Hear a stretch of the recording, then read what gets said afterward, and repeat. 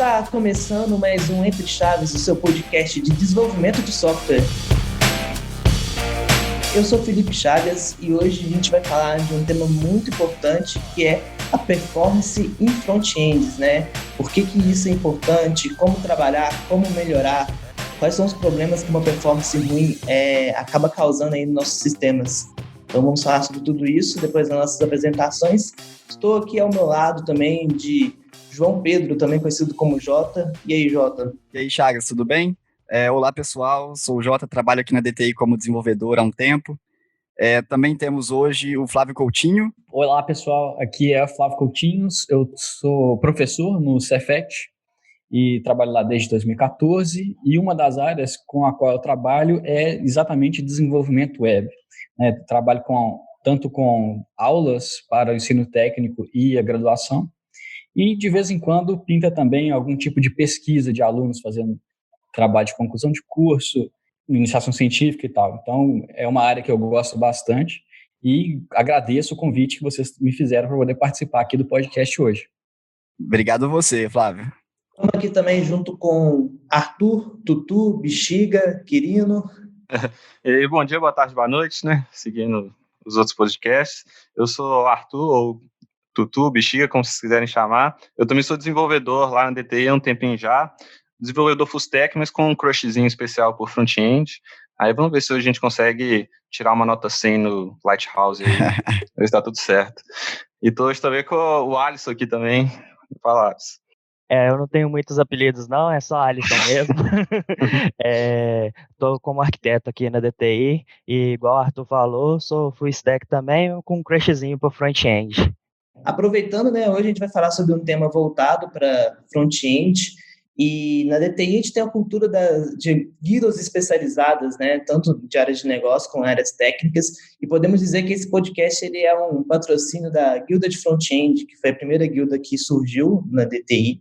É um grupo de estudo, discussão, que acontece semanalmente na DTI, sendo que alguns encontros são abertos, e estimula o aprofundamento, né, e até inclusive pessoas que não conhecem front-end poderem estudar um pouco mais de front-end. Então, é uma prática muito bacana dentro da empresa, que inclusive cria uma unidade. Então, pessoas que trabalham para clientes diferentes, projetos diferentes, tribos diferentes, acabam se reunindo dentro da guilda de front-end para poder estudar, aprimorar, aprender mais sobre o tema, né? A gente fala front-end, mas quase sempre é front-end web. Acho que vou fazer esse disclaimer aí. A gente tem uma guilda mobile, que fica mais focada aí com os dispositivos móveis, né? Mas a guilda de front-end aí, / front-end web, segue firme e forte. É até interessante falar como que ela surgiu, porque a maioria por exemplo, quando eu estava com dúvidas sobre o tema, porque eu não era um desenvolvedor muito afim de front-end na época, eu ficava procurando o pessoal de outros squads na empresa para poder solucionar as dúvidas que eu tinha na época. E aí surgiu a ideia mesmo da gente criar uma célula ali dentro da empresa para poder incentivar o estudo das boas práticas em front-end. No caso, ela surgiu mais como uma ideia para Angular, né, na época, que era o framework que a gente estava mais trabalhando dentro da empresa, mas acabou expandindo para poder todos os demais frameworks, porque a gente não pode ficar simplesmente preso a um só. E é interessante ver como que ela aconteceu, porque de lá para cá a gente já passou aí de mais de 100 encontros e a toda semana vai surgindo mais novas ideias, vai surgindo novos assuntos e vai a todo vapor aí. E é justamente nessa pegada de não ficar preso a frameworks que a gente também traz temas variados, né, que são do conceito de web como um todo. Então, um desses conceitos, né, claro, é a performance, porque um desenvolvedor front-end ele tem diversas preocupações ali no dia a dia. A web tem como um dos conceitos base ela ser acessível a todas as pessoas, ela conseguir dispor o conteúdo de uma forma universal. E então, há uma série de coisas que estão envolvidas nisso, né? Uma delas, por exemplo, é a acessibilidade. Então, todas as pessoas devem conseguir consumir conteúdo. Outra coisa também é a performance, porque nem todo mundo tem um computador que está totalmente rápido, ou então uma internet 4G super veloz. E o tema de hoje, que é a performance, está totalmente alinhado com isso. Uma das coisas que o Coutinho, né, o nosso convidado de hoje, ele estudou muito ao longo da vida dele é a interação humano-computador e como que isso pode influenciar na experiência de cada usuário com a tecnologia. Coutinho, o que você vê de importância quando um desenvolvedor se preocupa com a performance da aplicação que ele constrói? Bom, Jota, o desempenho ele é fundamental para a gente poder ter uma experiência minimamente agradável na hora de utilizar, né, qualquer sistema, na verdade, inclusive fora da área de computação, né? Em áreas de engenharia a gente tem, né, o estudo de interação homem-máquina. Na computação a gente chamou isso de interação humano-computador. E dentro dessa área a gente sempre prega, né, que a importância que tem do desenvolvedor, né, que somos nós, nunca nos afastarmos, esquecermos que a gente não está criando software para a máquina usar. A gente sempre está criando para o usuário e a gente não pode esquecer disso. E não esquecer disso implica na gente entender o usuário como uma pessoa com suas diversidades e tal, né? Uma das áreas com a qual eu trabalhei, inclusive, foi tema de pesquisa no meu mestrado, foi sobre acessibilidade para as pessoas, né? No caso, na área de jogos, que é uma outra área que eu gosto bastante também, e também para esse lance do desempenho, né? Porque independente da pessoa, para ela ter uma boa experiência utilizando o sistema que você fez, é necessário que ele seja tanto acessível quanto também seja responsivo, né? Ele consiga responder, atender a expectativa, ele consiga comunicar bem os seus propósitos, o seu estado. E isso é uma coisa muito legal, né? É um guarda-chuva muito grande que a gente tem aí nessa área de interação humano-computador, que a gente até meio que renomeou ultimamente, assim, de 2000 sei lá, dos anos 2010 para cá, chamando de User Experience, né? Então, essa parte de otimização eu vejo com bastante interesse pela importância que isso tem. Inclusive, no início dessa década dos anos 2010, a Amazon, que, né, hoje bilionária, ela tinha estudos, né, e ela verificou, talvez eu não lembre aqui exatamente dos valores, mas é algo do tipo, se um site demora mais do que 1 segundo para carregar, né, para mostrar qualquer coisa para a pessoa, o site pode perder 30% do seu público-alvo que já perdeu a paciência e saiu, sem sequer, né, ver alguma coisa. Então, isso aí mostra, né, a importância, inclusive financeira, da gente preocupar com o desempenho dos nossos sites. Sim, esse fenômeno que o Coutinho descreveu aí, né, a galera metrifica como bounce rate, né, o que seria isso? O usuário ele entra no site, ele perde a paciência e ele sai. Então, ele simplesmente só clicou no site, não absorveu nenhum conteúdo relevante. E milissegundos fazem diferenças gritantes no bounce rate que existe aí dentro dos usuários, né? Então, a galera começou a metrificar essas coisas. Mas só fazer uma ponte com uma coisa que ele disse no início da fala, né? Desenvolvimento de software é muito mais sobre pessoas do que sobre máquinas. E, às vezes, principalmente quando a pessoa está iniciando na área, ela acha, não, que desenvolvimento é programação, é hardware, são essas coisas que importam. E, no final das contas, o que importa são pessoas, né? A web, desde o início, ela foi feita com o princípio de ser acessível. E quando a gente fala de acessibilidade, isso engloba também performance, né? Como vocês já contaram aí, se a pessoa não tem um equipamento adequado para poder carregar um site mega pesado, do que adianta? Aquele sistema está inacessível, né? Então, isso faz parte do princípio do www. Então, se a gente está construindo sistemas que não são performáticos, a gente está, inclusive, violando o princípio de toda a web, né? Inclusive, até pegando um gancho em tudo aí, nesses números que a gente está falando, até peguei aqui no Lighthouse, quando a gente executei, Lighthouse é uma ferramenta do Chrome ali, que faz uma análise, entre outras coisas, de performance. Aí é legal que eles passam algum desses dados, assim, de o tanto que a performance influencia no número de negócio, né? Que, inclusive, é uma coisa que, quando a gente vai ter que convencer, às vezes, uma área de negócio, por que é importante investir na performance.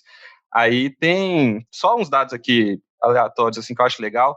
Por exemplo, se o número de elementos numa página aumentar de 400 para 6.000, a probabilidade de conversão cai 95%. Tipo assim, 95% é muita coisa. Apesar assim, de 400 para 6 mil, mas tipo assim, nós estamos falando de 95% da conversão.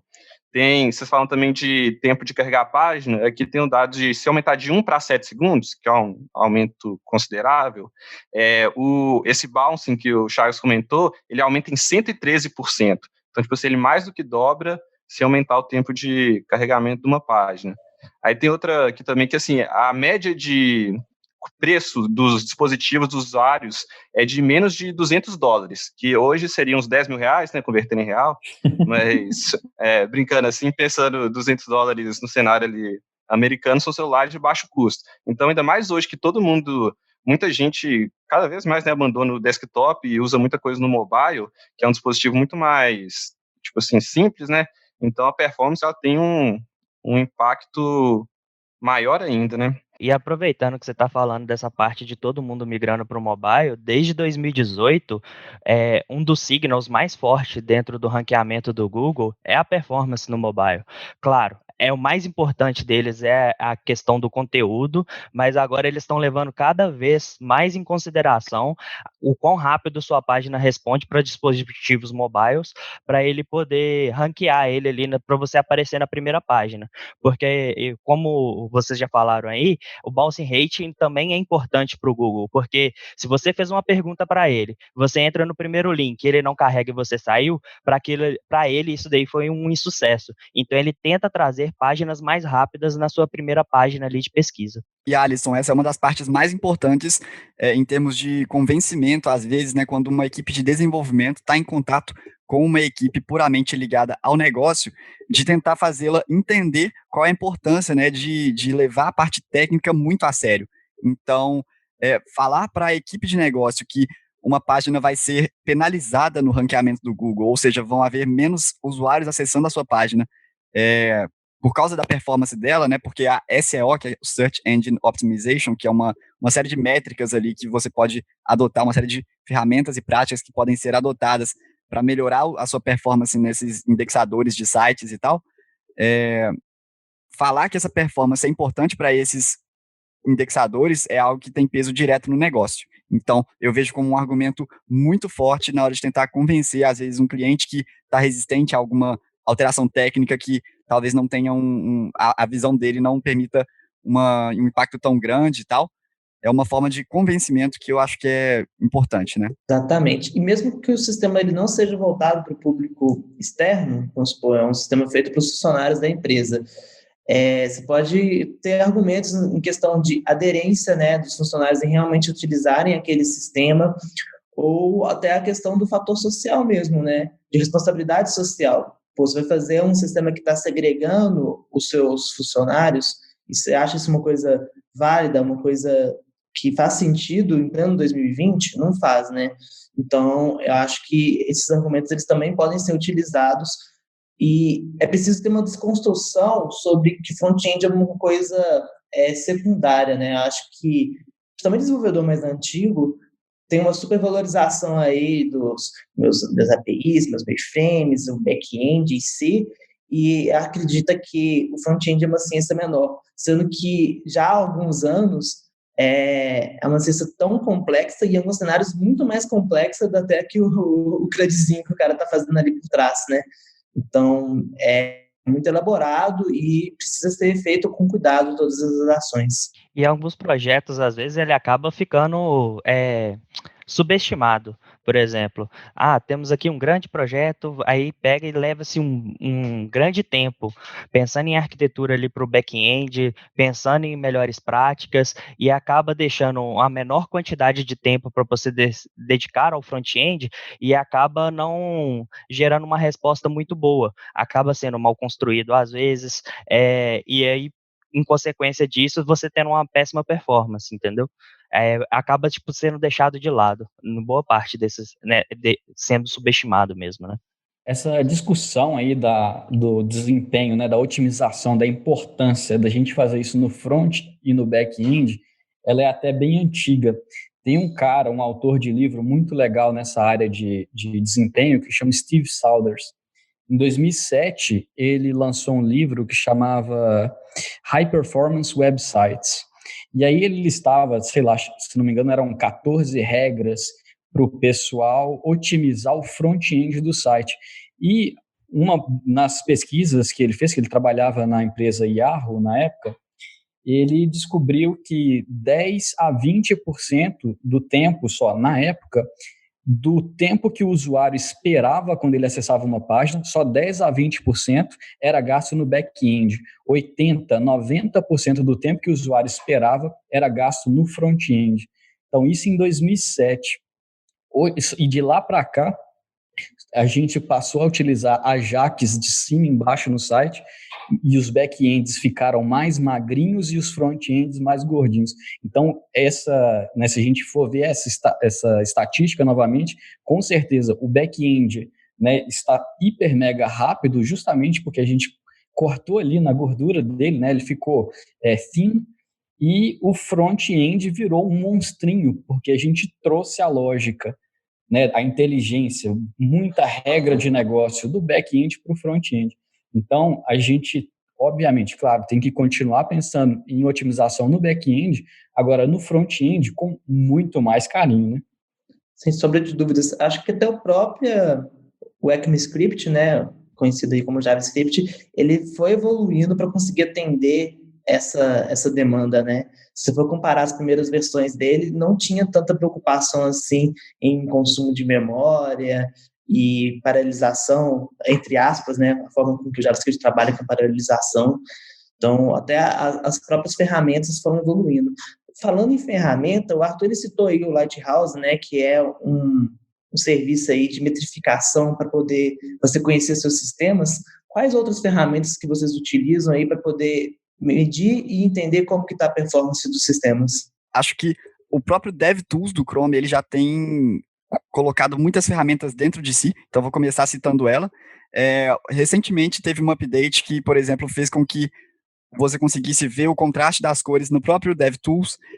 O Lighthouse ele já está embutido no Chrome, então ele dá uma série de métricas, né, que eu acho que a gente não citou todas, então ele te fala quanto tempo está demorando para haver uma primeira renderização significativa na página, né, então você deixa de ter uma tela branca.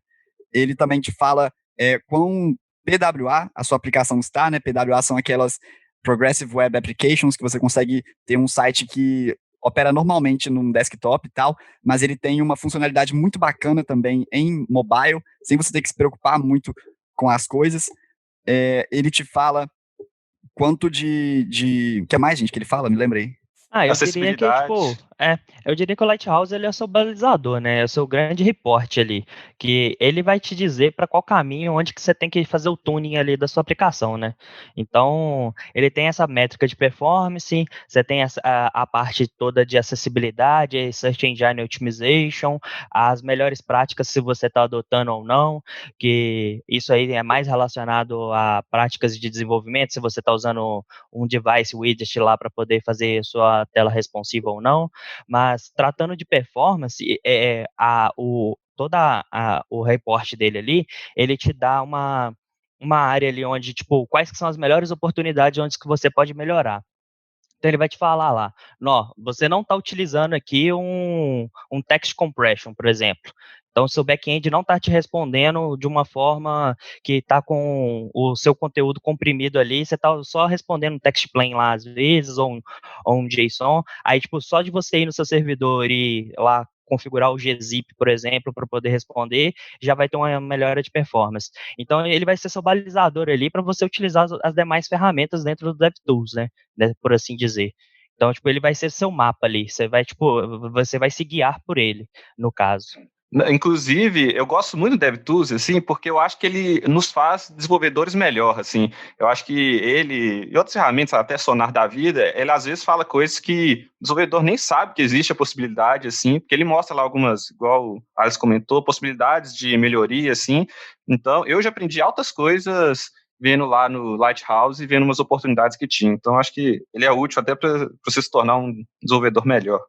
Com certeza. Eu só queria fazer um adendo que é bom utilizar ele como porta de entrada. Então, por exemplo, ele tem uma parte muito boa de acessibilidade, mas existem ferramentas de acessibilidades um pouco mais elaboradas. Então, tem um produto que chama Axe, que é da DQ, que é uma empresa focada nisso, que inclusive, se eu não me engano, o Lighthouse até utiliza ele por trás da parte de ele incorporou acessibilidade. algumas coisas mesmo. Só que, por exemplo, se você for instalar a extensão do Axie mesmo, ele vai criar uma nova aba ali no seu DevTools e você vai ter muito mais detalhes, assim, você tem links direto para qual regra de acessibilidade você está violando, por que aquela regra é importante. Então, vem esse caráter educativo que o Arthur comentou, né, do desenvolvedor ler, não, realmente, pô, se eu não fizer o contraste bacana aqui, eu estou afetando tantos por cento da população que tem dificuldade de visão. Então, ele faz esse trabalho educativo, digamos, um pouco mais elaborado. Eu acho também que um ponto que tocaram aí que é muito importante, né, é a questão da compressão de arquivos. Então, quando a gente trabalha especialmente com mobile, né, uma coisa que é extremamente importante é pensar em qual o tamanho das requests que está sendo trafegado ali, porque isso vai acabar consumindo o plano de dados do usuário, né, que a gente sabe que aqui no Brasil é quase como um deus, assim, é uma entidade que todo mundo quer manter num nível alto ali, né, ninguém quer gastar todos os dados do mês. Então, é muito comum a gente ver sites cujo carregamento já pega ali 5 mega, 6 mega do plano de dados, e assim, não é algo que o usuário vai gostar, ele vai ver que o consumo ali no navegador dele está puxando muito do plano de dados e vai ficar buscando alternativas, né? Às vezes algumas operadoras oferecem, inclusive, planos que não consomem dados para alguns aplicativos, enfim, mas nós, como desenvolvedores, temos essa responsabilidade de tornar as aplicações leves, que elas sejam usáveis por todo mundo, né? Então, quais são as principais ferramentas que nós temos, né? As principais técnicas que nós temos para conseguir lidar com isso? Minificação, a gente poderia falar um pouco sobre isso, né? Que eu acho muito importante. Com certeza, Jota. Minificação, com certeza, é uma regra, né, muito importante. Inclusive, desde o protocolo HTTP, né, versão 1.1, que já é bem antiga, e continua sendo agora no protocolo HTTP 2, que algumas coisas mudaram, né? Por exemplo, na verdade, a minificação continua valendo, mas você concatenar vários arquivos era uma técnica extremamente importante na época do HTTP 1.1, só que no HTTP 2.0 ela foi flexibilizada por causa de 2 recursos do HTTP 2. Um é que ele permite a multiplexação, que é fazer com que o servidor web que conversa HTTP2, ele pode entregar mais de um arquivo numa mesma requisição. E o outro é a compressão dos cabeçalhos, porque antigamente a gente poderia habilitar, né, no HTTP 1.1, a gente poderia habilitar apenas a compressão via gzip do payload das respostas, mas agora a gente pode transformar binário os headers da requisição e da resposta e também compactar, o que já é uma coisa bem legal. Muito bom. Então, minificação é um processo no qual o JavaScript, a gente pode dizer que ele é, de certa forma, interpretado, né? Isso não é 100% verdade, mas a critério de simplificação, vamos dizer assim. E quando você escreve o seu código, a sua preocupação é escrever um código legível, um código que tenha manutenção para humanos. E não necessariamente esse código para humanos tem que ser o código que o browser vai interpretar. E como esse vai ser o tráfego realmente, né? Como o JavaScript ele é uma aplicação client-side, ou seja, todos os computadores que acessarem aquele site vão baixar esse arquivo, é interessante você realizar uma série esse processo que a gente chama de minificação. Então, ele vai tornar o seu arquivo, primeiro, ilegível, e às vezes isso é uma coisa desejável, você quer dificultar que alguém possa extrair suas regras de negócio ali, até por uma questão de segurança. Vai virar uma Matrix o seu código. Exatamente, e vai tornar ele muito menor, e é menor que eu estou dizendo em espaço físico mesmo, do que a versão original. E existem também algumas otimizações, dependendo da minificação que você faz, de reaproveitamento de código. Então, menos, mas existe um processo de otimização ali também para poder tornar o seu tamanho do arquivo menor. Um exemplo basicão de minificação é comentário, né? Que às vezes, quando seu código tem um comentário, por algum motivo você acha que tem lá, tipo, a máquina tá um pouco se ligando pro comentário. Então, na hora que minifica, os comentários vaza tudo. Assim. Comentário, nome de variável, nome de função. E eu nem sempre tenho que instalar uma ferramenta nova para minificação, né? Essas frameworks aí, muitas delas permitem você já dar um build de código minificado, como é o exemplo do Angular. Você bota uma flag lá no CLI e ele já vai gerar um código minificado. Então, nós, programadores, já temos aí como abstrair dessas responsabilidades e tal, delegar elas para as próprias frameworks. Mas é uma coisa que deve ser aplicada mesmo em código vanilla, né? Sim. Até a parte do bundle, né? Igual o Coutinho falou antigamente, junta tudo num arquivo só, você vai transferir. Aí veio as melhorias do HTTP2, inclusive melhorias de segurança, né? Acho que é bom a gente aproveitar aí o ensejo de, se você não está usando o HTTP2, por favor, migre. Mas também até de estratégia. Então, o Jota citou aí a questão do PWA. No PWA, pode ter parte do seu código JavaScript que você não tem necessidade de atualizar toda hora que o cliente entra na página. Então, o que a gente costuma chamar de core da aplicação, que seria um código que ele não tem um conteúdo dinâmico. Então, se, por exemplo, eu estou realizando um portal de notícias, o core da aplicação, o menu, a estrutura de que vai carregar aquelas notícias, esse conteúdo ele não muda. Então, eu posso fazer, na hora de construir o bundle, um arquivo minificado separado do resto dos outros componentes que são componentes dinâmicos, e o cliente ele vai fazer um cache desse arquivo, né, que é um dos conceitos do PWA, mas é um conceito de boa prática web de forma geral, né, cache. Então, eu vou fazer um cache desse arquivo e aí o site vai se tornar mais rápido no segundo acesso, terceiro acesso, né, nos acessos subsequentes. Por quê? Porque eu fiz um cache de grande parte do que o sistema é em si. E isso aí é muito alinhado com aquela questão que nós falamos de a internet estar cada vez mais ligada nessa parte aí de performance e de indexação. Então houve uma demanda, né, dos desenvolvedores, dos criadores de conteúdo, assim, de tornar menos pesados os sites. E aí os browsers, eles implementaram, né, através das guidelines lá da W3C, ferramentas e métodos de conseguir fazer esse caching sem precisar de ferramentas externas. Você não precisa instalar uma biblioteca ou o que quer que seja na sua aplicação para poder fazer isso. Através do que a gente chama de service workers, os browsers eles têm métodos e formas de conseguir fazer esse caching e várias outras coisas, né? Eu acho que... Inclusive funcionar offline, né, Jota? Exatamente, funcionar offline, mandar até push notifications, é uma coisa muito interessante, assim, as aplicações web, elas estão se tornando cada vez mais similares a aplicações nativas em alguns aspectos. Uma outra forma, uma outra regra bem importante assim que a gente pode seguir para otimizar também, né, além do cache, é o uso de CDNs, né, que são Content Delivery Networks, que são empresas que possuem computadores espalhados no mundo inteiro, né, e elas podem servir especialmente os arquivos estáticos do seu site. A ideia é que se o meu site está hospedado, sei lá, um site de torrents, estou hospedando na Rússia. A Rússia está muito longe. Só que como o meu site ele é composto por arquivos né, CSS, imagem, JavaScript, que são arquivos estáticos, se todas as requisições feitas aqui no Brasil tiverem que ir lá na Rússia, elas vão demorar para chegar. Então, eu poderia deixar só as requisições que precisam do meu servidor de aplicação que está na Rússia ir até a Rússia. E se eu utilizar uma CDN, uma empresa, esse tipo de serviço que está espalhado pelo mundo para poder hospedar os meus arquivos estáticos, se essa CDN tiver servidores aqui no Brasil, e toda CDN vai ter, né, em tudo quanto é lugar, a requisição desses arquivos está geograficamente muito mais próxima do cliente, e aí eles são entregues muito mais rápidos. Então, isso aí... E a gente tem vários... Né, tem serviços de CDN, inclusive gratuitos, da Akamai e outras empresas que trabalham com isso. Então, é outra fonte de possibilidade da gente poder otimizar também. Perfeito. É muito interessante essa questão da CDN, porque às vezes você vê que na primeira requisição que você faz para um site, as coisas demoram um pouquinho. E aí, pessoas subsequentes a você, ou então você mesmo num acesso posterior, já veem que o tempo de carregamento é muito menor. Isso é uma característica muito marcante das CDNs, né? Essa questão do cache aí torna as requisições subsequentes bem mais rápidas.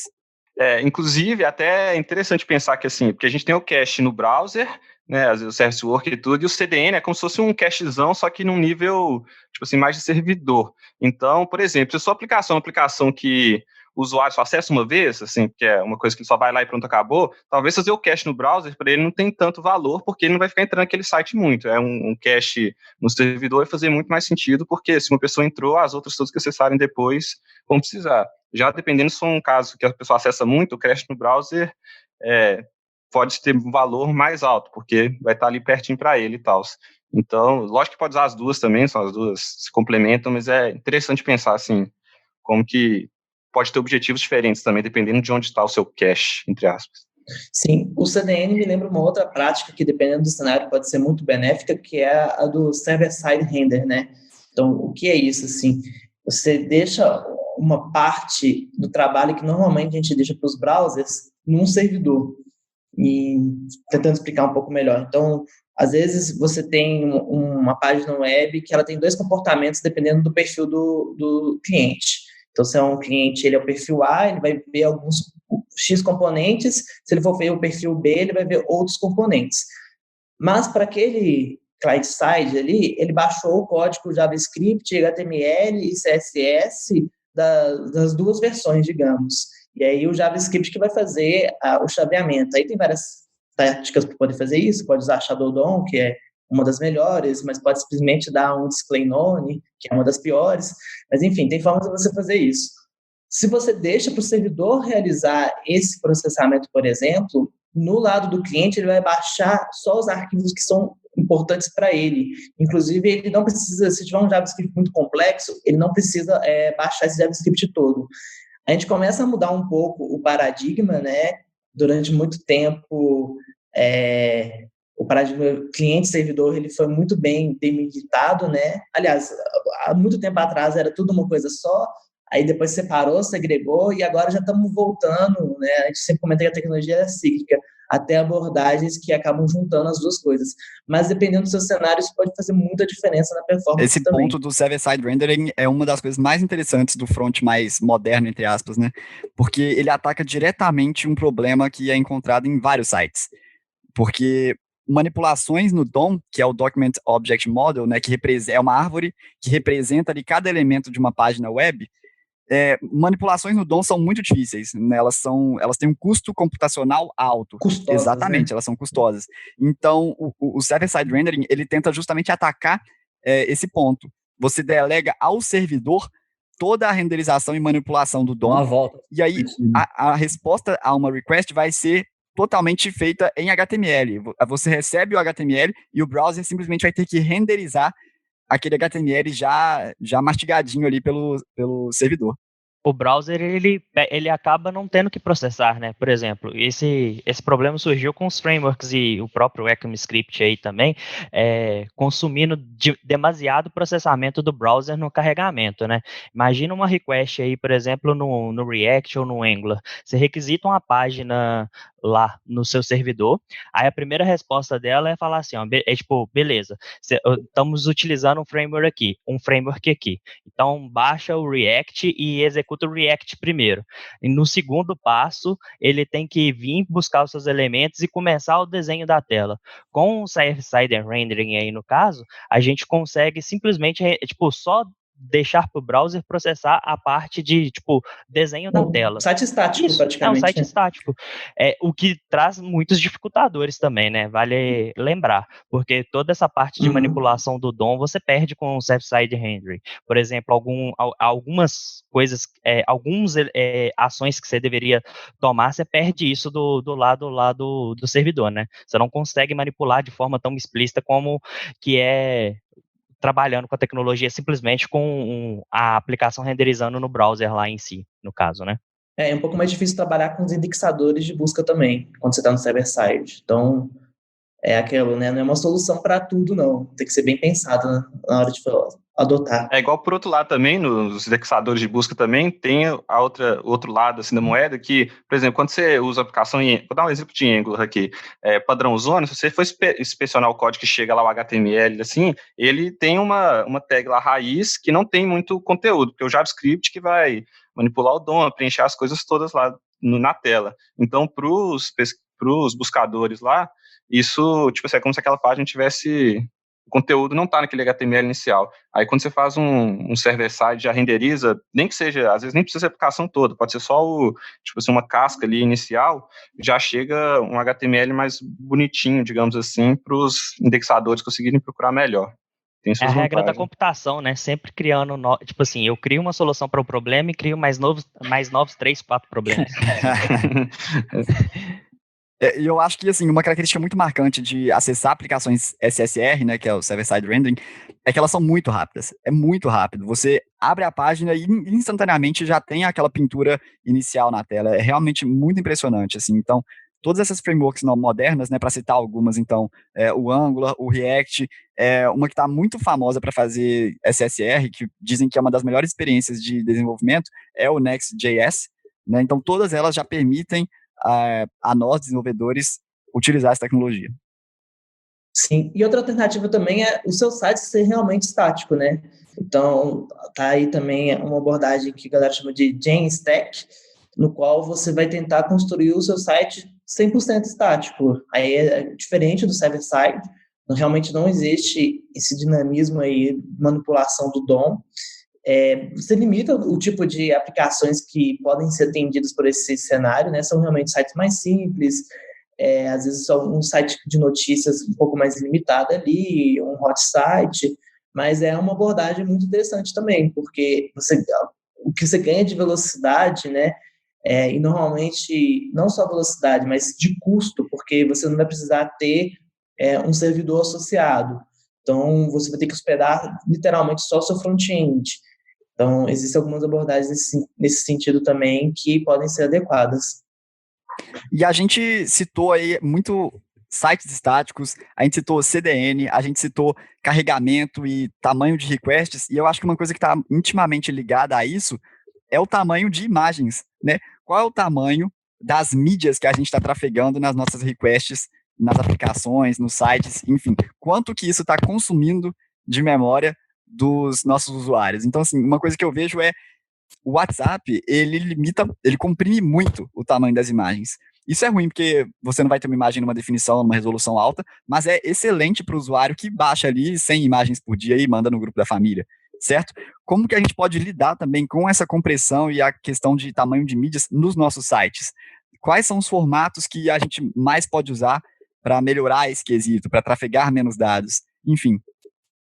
Eu acho que uma das principais coisas, uma das coisas mais básicas, na verdade, é primeiro a gente entender os formatos super tradicionais, né?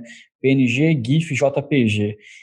Existem formatos diferentes porque cada um é melhor para poder comprimir os dados da imagem, né? E aí eles se comportam de maneiras diferentes, né? O basicão, né? O arroz com feijão é que o PNG ele é um formato que consegue fazer uma compressão sem perdas, ou seja, a imagem não vai ficar deteriorada em nada. Só que ele consegue comprimir dessa forma, né, reduzir o tamanho, mas para imagens que não tem muita variação de cor, não tem degradê e etc. Por outro lado, o JPG ele é um formato que é muito adequado, que ele tem perda, né? Só que ele é muito adequado para poder armazenar fotos, né, de tiradas de máquina ou coisas da vida real. Ele utiliza um negócio muito interessante do processamento de imagens, que ele consegue comprimir a imagem utilizando uma lei dos cossenos lá, que faz com que vai ter a perda, só que essa perda vai ser pouco observada pelo olho humano. Então, né, por esse motivo, ele é um formato que é muito utilizado para fotos em geral, né, tiradas do mundo real. E o GIF é um formato, né, bem mais antigo e não faz muito sentido utilizar ele. Hoje em dia ele continua, né, aparecendo aí por causa de animações, por mais que a gente... Memes, né, que é o que importa na internet, né? Mas o próprio GIF evoluiu muito. Hoje em dia você vê uns GIFs que é melhor do que Netflix, a qualidade deles. Eu acho que aí nesse caso são formatos variados. Você baixa um GIF que tem 40 mega, literalmente. Acho que inclusive é uma extensão diferente, né? Que é GIF-V, de uma mistura de GIF com vídeo.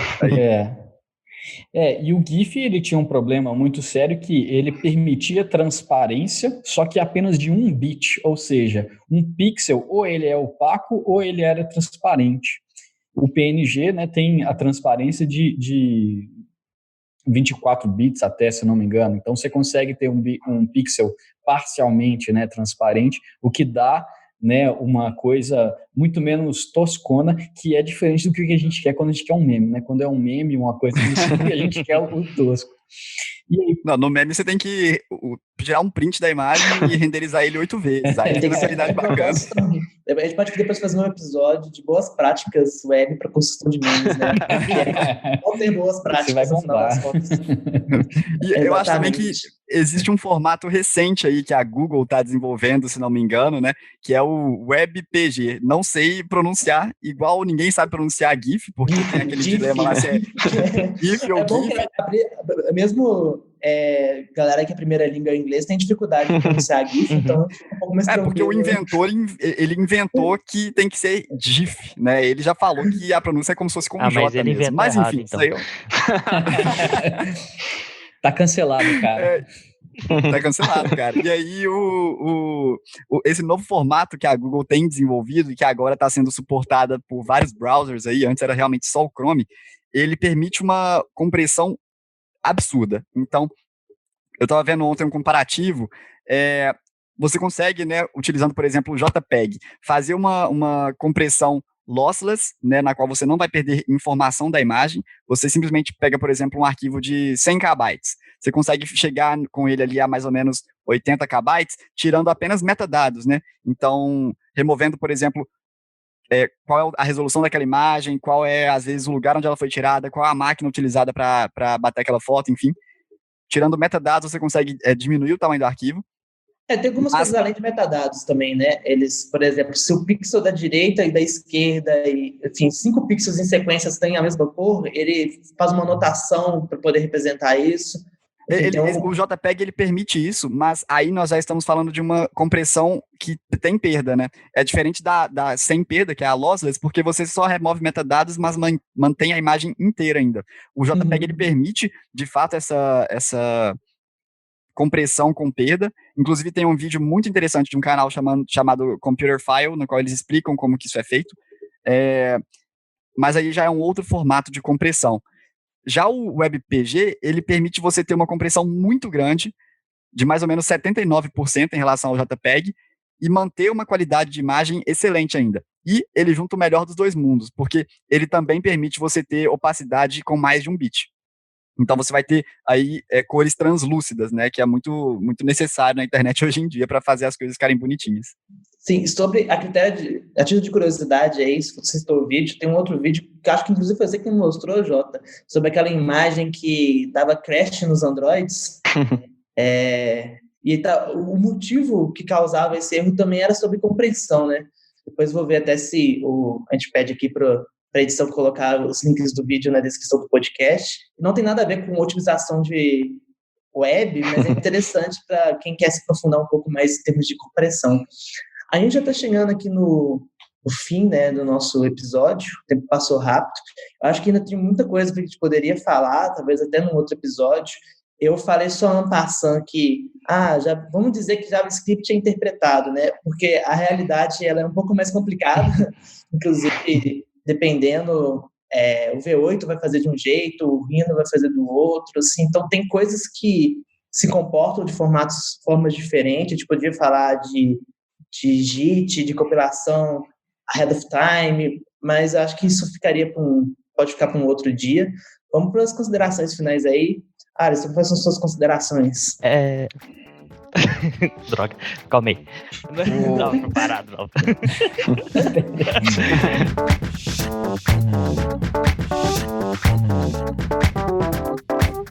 Tutu, quais são as suas considerações finais? Então, de maneira geral, assim, hoje aqui a gente deu uma pincelada, né, no mundo da performance do front-end. É um universo bem complexo, assim, tem muita coisa e muita coisa nova surgindo todo dia e tudo.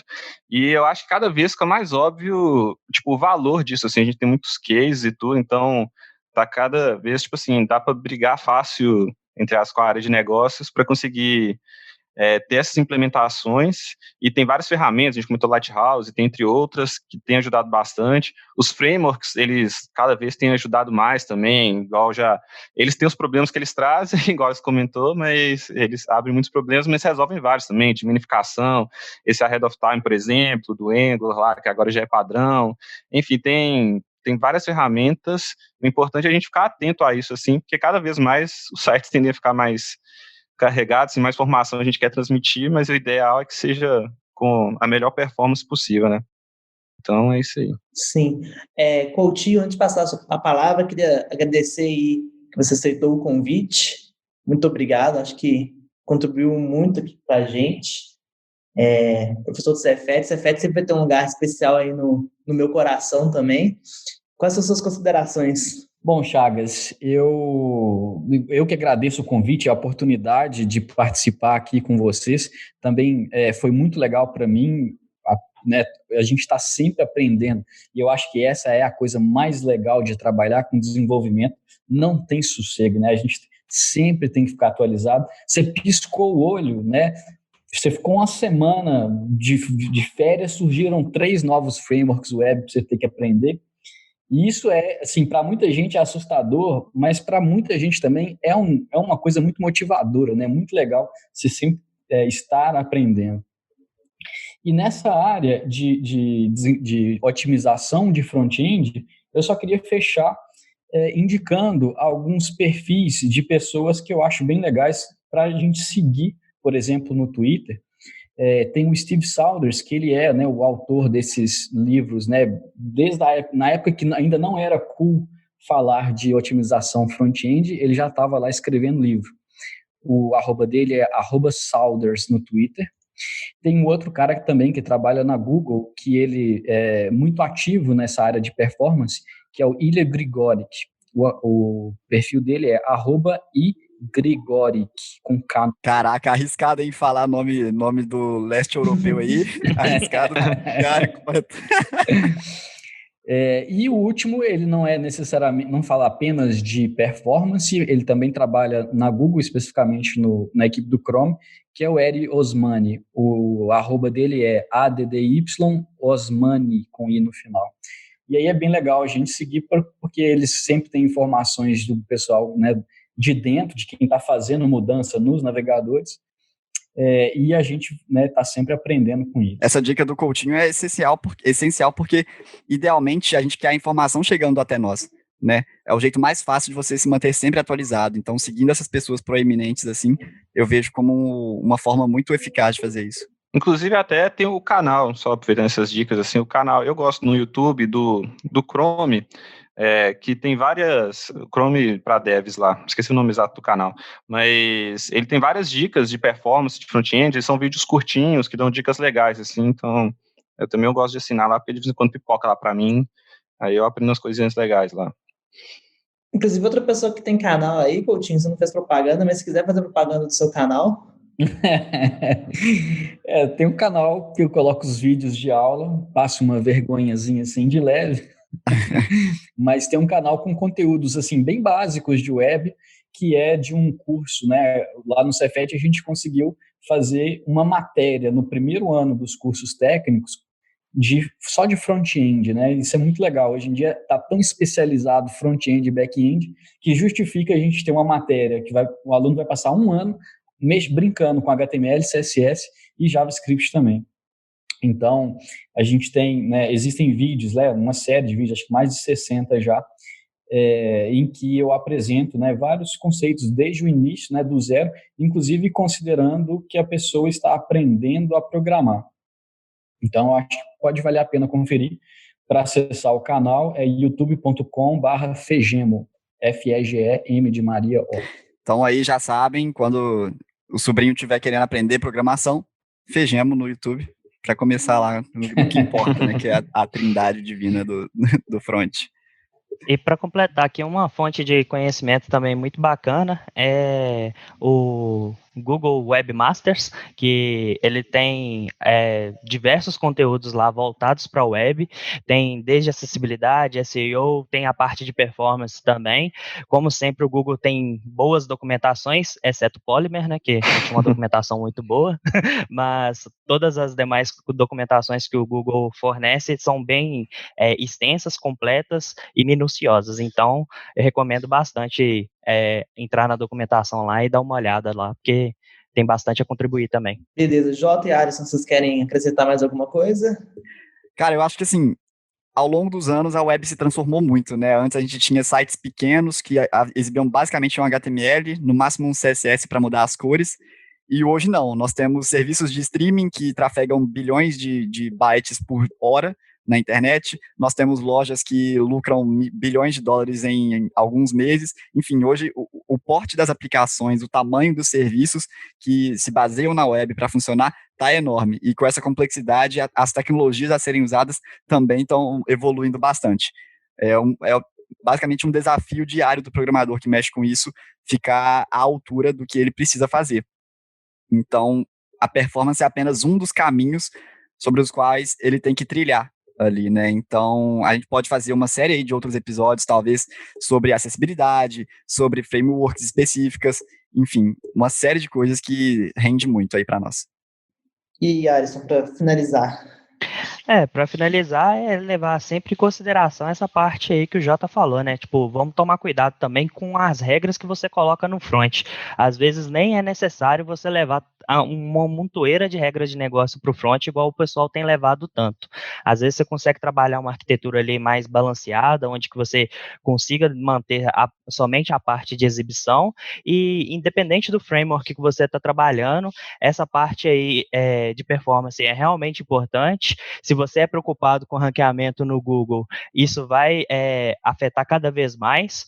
A partir de 2021, provavelmente o Google vai pegar mais pesado ainda com essa parte de regras, porque ele está incluindo agora lá no Search Console dele uma parte que ele chama de Web Core Vitals, que vai levar em consideração a usabilidade, e uma dos pontos de usabilidade é a performance. Então vale a pena manter-se atualizado nesse tópico aí. O Alisson falou com rancor de quem pegou o podcast para avaliar e estava cheio de coisa lá, né? Exatamente. Então, gente, agradecemos aí a presença de todo mundo. Fiquem ligados aí. Terça que vem temos mais um episódio, todas as terças, nos agregadores de podcast aí de sempre, mais Spotify. E fica o nosso abraço. Até a próxima. Façam sistemas web top pro mundo todo. Isso aí. Abraço. Tchau. Abraço.